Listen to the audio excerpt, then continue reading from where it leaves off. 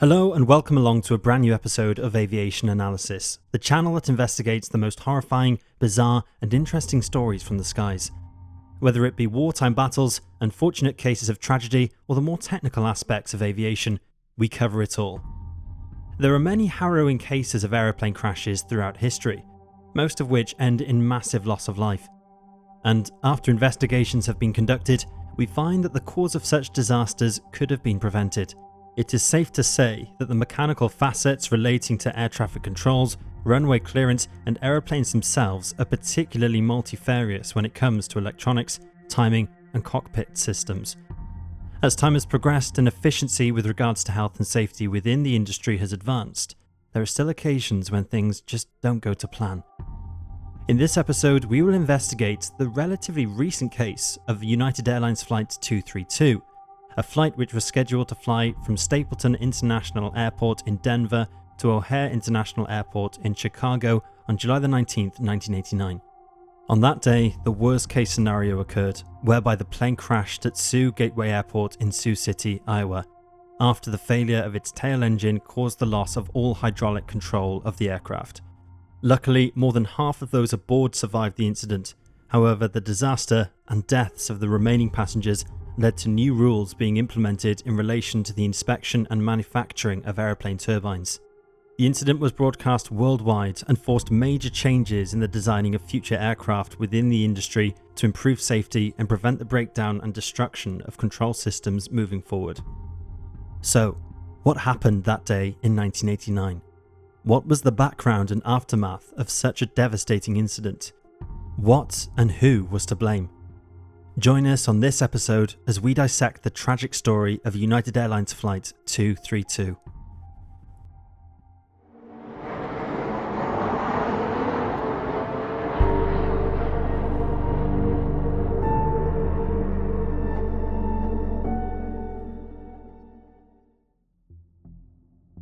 As with any major disaster, whether it be accidental or a deliberate act, we must go back to the beginning, before takeoff, and understand what kind of aircraft was involved, as well as the piloting crew and basic details of the flight. Before departure, the aeroplane had been operational for a total of 43,401 hours and 16,997 cycles, takeoff and landing pairs. On the day of the flight, the United Airlines McDonnell Douglas DC-10 was carrying a total of 285 passengers and 11 crew members and took to the air on schedule at 2:09 p.m. from Denver Airport. All seemed to be fine during the first hour of its journey. This would change dramatically, however, at 3:16 p.m. when a cracked fan blade in the rear engine fragmented, which resulted in the engine failing and, along with the disintegrating debris, severed all three hydraulic lines and pierced the horizontal stabilizer. The aircraft itself, a McDonnell Douglas DC-10, registration N1819U, was delivered in 1971 by the American Aerospace Manufacturing Corporation and defense contractor and owned by United Airlines thereafter. The vehicle was powered by three CF6 6D high bypass ratio turbofan engines, which were produced by General Electric Aircraft Engines, GEAE. The hydraulic system was designed and demonstrated to the Federal Aviation Administration, FAA, as being manipulable with their regulations. Interestingly, it was declared that no single engine failure or malfunction or probable combination of failures will jeopardize the safe operation of the aeroplane. Its secondary engine had amassed 42,436 hours and 16,899 cycles of operating time before taking to the skies on July the 19th. The flight was captained by Alfred C. Haynes, 57, who had been working for United Airlines since 1956. An experienced pilot, Haynes had racked up approximately 30,000 hours of total flight time and was considered a calm and collected personality. Captain Haynes' co-pilot was First Officer William R. Records, 48, another capable and competent aviator who had accumulated roughly 20,000 hours of total flight time. Both pilots were accompanied and supported by flight engineer Dudley J. Dvorak, 51, and training check pilot Dennis E. Fitch, 46, who was on board as a passenger on this particular journey. In the end, of the 296 people on board Flight 232, 110 passengers and 1 flight attendant died as a direct result of the crash and/or smoke inhalation. It is also reported that 1 passenger died a month later from his injuries. Despite the colossal number of deaths, remarkably, 184 people survived, including all members of the cockpit. This was due to their location aboard the plane.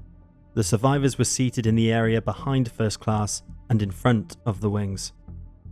Now that we know the specifications of the aircraft, the crew, and facts that made the headlines, let us now dig deeper into the events themselves as they played out on that fateful day.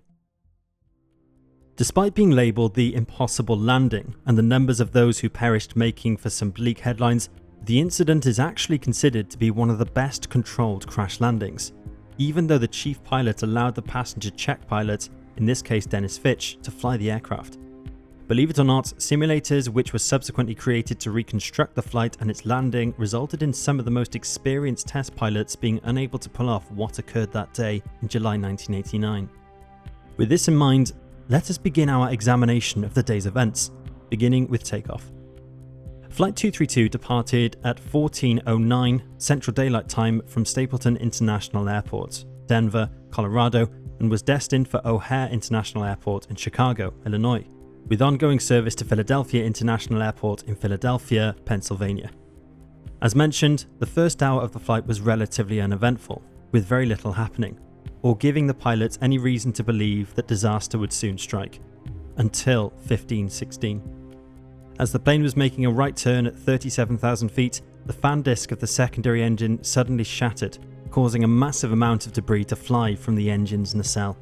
Shards of the fan blade permeated the tail section of the plane, including the horizontal stabilizer, as well as the lines of all 3 hydraulic systems, resulting in all of its fluids to rapidly diminish.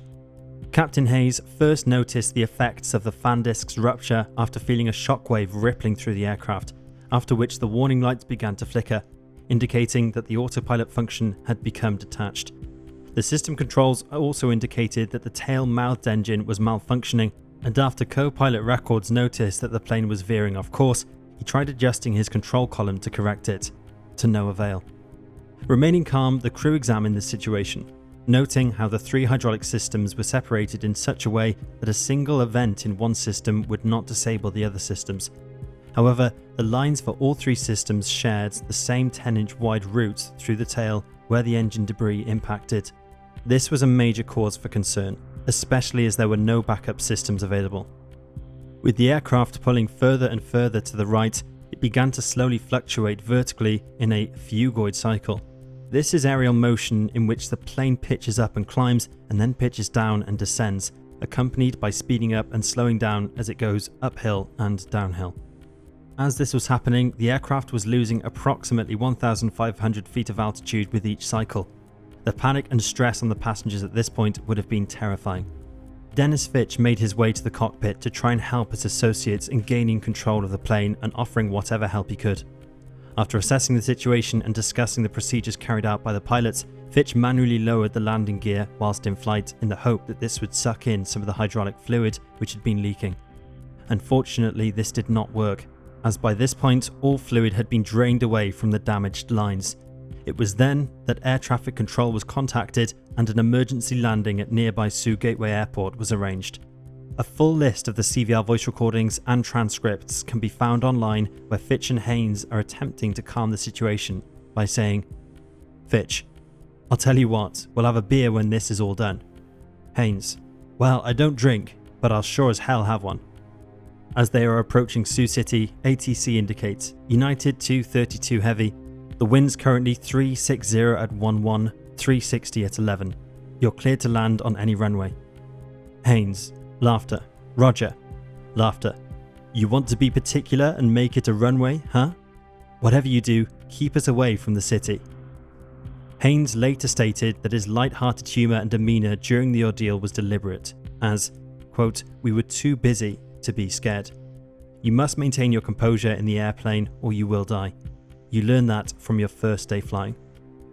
It was agreed by the crew and ATC that the landing would be on runway 31, which was approximately 9,000 feet long. Though this was helpful to an extent, and the reaction from air traffic control being as swift as it was, there were still challenges ahead of aligning the aircraft with the landing strip. After discarding the excess fuel from the plane, Fitch assumed command of the landing, after Haynes agreed to relinquish control, and executed a series of right-hand turns in order to stabilize the aircraft and regulate its final path towards runway 31. Unfortunately, Fitch's best efforts were in vain, as there was not enough time or maneuverability available to him to ensure the safest possible landing, so they had to settle on runway 22, a shorter strip of 6,600 feet. With time running out fast, passengers in a state of fear and panic, as well as a deployment of fire trucks to runway 22, who were parked up with the assumption that the plane would land on runway 31, the cause for alarm and certain catastrophe was very real. A last-minute evacuation of the fire trucks and nearby cars left the runway as clear as possible for the plane to make its impossible landing. Fitch continued to control the descent, adjusting engine thrusts and attempting to extend the flaps. However, this was not possible due to the loss of hydraulics and meant that he would be unable to control either the airspeed or the sink rate. Hoping that the worst was over and that the final approach would result in a dangerous yet successful landing, the aircraft's forward speed was logged at 220 knots, 250 miles per hour, and a sink rate of 1,850 feet per minute, 9.4 miles per second. A safe landing would require 140 knots, 160 miles per hour, or 260 kilometers per hour, forward speed, and 300 feet per minute, 1.5 meters per second sink rate. As the plane thundered down towards the runway, the roll to the right suddenly became worse, and despite Fitch's monumental efforts, the plane tilted forward into a dive position. Both throttles were pushed into full power in a final attempt to stabilize the plane. At 1600, the CVR recorded the final harrowing moments of the ordeal. Records. Close them off. Haynes. Left turn, close them off. Records. Pull them all off. Fitch. Nah, I can't pull them off or we'll lose it. That's what's turning you. Records. Okay. Fitch. Back out. Haynes. Left throttle. Left. Ground proximity warning system. Pull up. Pull up. Haynes. Everybody stay in brace. GPWS. Pull up. Haynes. Guard. As the plane struck the runway at full speed, the right wing broke off and veered into the nearby fields just next to the runway. Terrified observers watched as the aircraft broke into separate parts, with wreckage from the second engine being propelled onto a farmland near Alta, Iowa, approximately 60 miles northeast of Sioux City. At this point, the plane suffered a major explosion, causing 111 people to die due to the earlier mentioned injuries. Luckily, the majority of those who survived the ordeal were able to walk out through the ruptures of the craft, escaping into the nearby fields. Fire and rescue teams arrived immediately and were able to escort them to safety whilst working on extinguishing the fire that was being broadcast over local news stations and causing devastation on the ground. After the fire settled, the survivors were treated for injuries and those who perished were identified. A thorough investigation was put in place to ascertain the cause, reaction and handling of the crash at Sioux Gateway Airport. At the time, the rear engine's fan disc and blade assembly could not be found at the scene, despite a broad search by locals and aviation officials. General Electric offered a reward for those who were able to find them, $50,000 for the disc and $1,000 for each fan blade. It would take another 3 months before the remnants of the fan disc were discovered by a farmer in a nearby cornfield. Several blades were attached to it, and so they claimed their reward. The remaining parts were also found close by. In the end, the probable cause was determined by members of the National Transportation Safety Board, who concluded that inadequate consideration given to human factors limitations in the inspection and quality control procedures used by United Airlines engine overhaul facility, which resulted in the failure to detect a fatigue crack originating from a previously undetected metallurgical defect located in a critical area of the Stage 1 fan disc. Subsequent catastrophic disintegration of the disc resulted in the liberation of debris in a pattern of distribution and with energy levels that exceeded the level of protection provided by design features of the hydraulic systems that operate the DC-10's flight controls. As mentioned, the lessons learned from Flight 232 and the subsequent investigations led to a surge in aircraft flight safety systems, as well as crew resource management, airfield emergency ground response, and mass casualty mortuary operations. To commemorate the crew members, the event itself, and to remember those who lost their lives that day, a special memorial was built along the Missouri River in Sioux City. It features a statue of Iowa National Guard's Lieutenant Colonel Dennis Nielsen from a news photo that was taken that day while he was carrying a 3-year-old to safety. And so we come to the end of another episode of Aviation Analysis. We hope you enjoyed this one, folks. When it comes to air travel and aeroplane mechanics, there is always the risk of things going wrong. However, we have come a long way with regards to technology, health and safety, and secure governing of our skies. We must learn the lessons from previous tragedies, such as United Airlines Flight 232. If we don't, we are disrespecting the memory of those who lost their lives and to the brave heroics by the crew members. Indeed, there is always room for improvement, but let's hope that the events which took place on July the 19th, 1989 will not be in vain. Thanks again for joining us, and we will see you next time.